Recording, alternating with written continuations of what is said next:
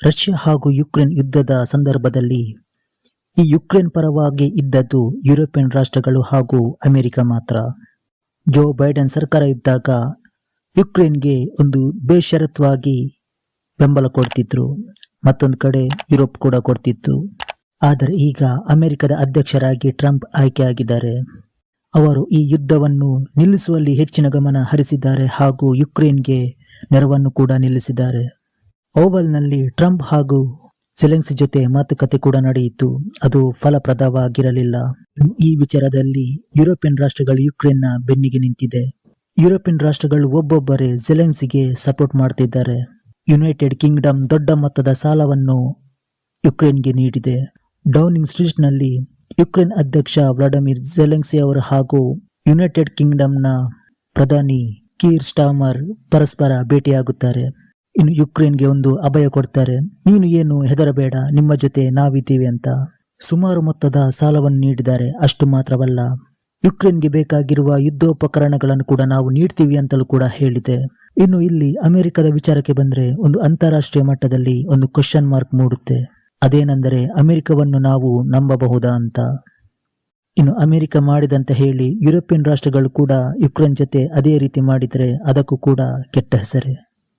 ಯುಕೆಯಿಂದ ಸಾಲವನ್ನು ಪಡೆದುಕೊಂಡಿದೆ, ಆದರೆ ಅದು ಹೇಗೆ ಮರುಪಾವತಿ ಮಾಡುತ್ತದೆ ಅಂತ ನೋಡುವುದಾದ್ರೆ ಯುಕ್ರೇನ್ನಲ್ಲಿ ತುಂಬಾ ಬೆಲೆ ಬಾಳುವ ಖನಿಜಗಳು ಇವೆ ಹಾಗೂ ಪೆಟ್ರೋಲಿಯಂಗಳು ಇವೆ. ಈ ಅಮೆರಿಕದ ಕಣ್ಣು ಹೇಗೆ ಯುಕ್ರೇನ್ ಮೇಲೆ ಬಿದ್ದಿದೆಯೋ ಅದೇ ರೀತಿಯ ಕಣ್ಣು ಯುರೋಪಿಯನ್ ರಾಷ್ಟ್ರಗಳು ಹಾಕಿದ್ದಾರೆ. ಇನ್ನು ಈ ಸಾಲವನ್ನು ಮರುಪಾವತಿ ಮಾಡಲು ಯುಕ್ರೇನ್ನಲ್ಲಿರುವ ಖನಿಜಗಳನ್ನು ಹಾಗೂ ಅಲ್ಲಿರುವ ಬೆಲೆ ಬಾಳುವ ವಸ್ತುಗಳನ್ನು ಯುರೋಪಿಯನ್ ರಾಷ್ಟ್ರಗಳಿಗೆ ಕೊಡಬಹುದು. ಜೆಲೆನ್ಸ್ಕಿಗೂ ಕೂಡ ಬೇರೆ ಆಪ್ಷನ್ ಇಲ್ಲ. ಅವರನ್ನು ಕೈ ಹಿಡಿದಿರುವುದು ಈಗ ಯುರೋಪಿಯನ್ ರಾಷ್ಟ್ರಗಳು ಮಾತ್ರ.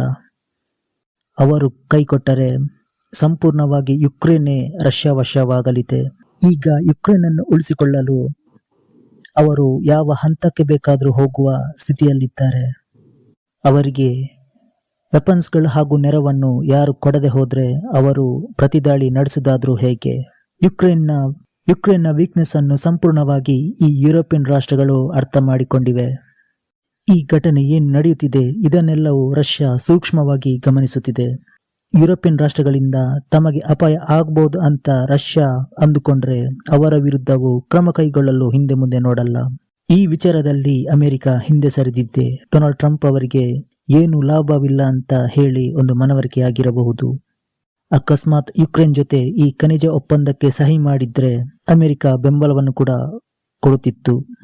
ಇಲ್ಲಿ ಟ್ರಂಪ್ ಲೆಕ್ಕಾಚಾರಣೆ ಬೇರೆ ಇದೆ ಹಾಗೂ ಯುರೋಪಿಯನ್ ರಾಷ್ಟ್ರಗಳ ಲೆಕ್ಕಾಚಾರಣೆ ಬೇರೆ ಇದೆ. ಇಲ್ಲಿ ರಷ್ಯನ್ ಕೂಡ ಬೇರೆ ತರದ ಲೆಕ್ಕಾಚಾರನೂ ಆಗ್ತಾ ಇದೆ. ಇನ್ನು ಈ ಯುದ್ಧ ಎಲ್ಲಿಗೆ ಹೋಗಿ ನಿಲ್ಲುತ್ತದೆ ಅಂತಲೇ ಗೊತ್ತಿಲ್ಲ.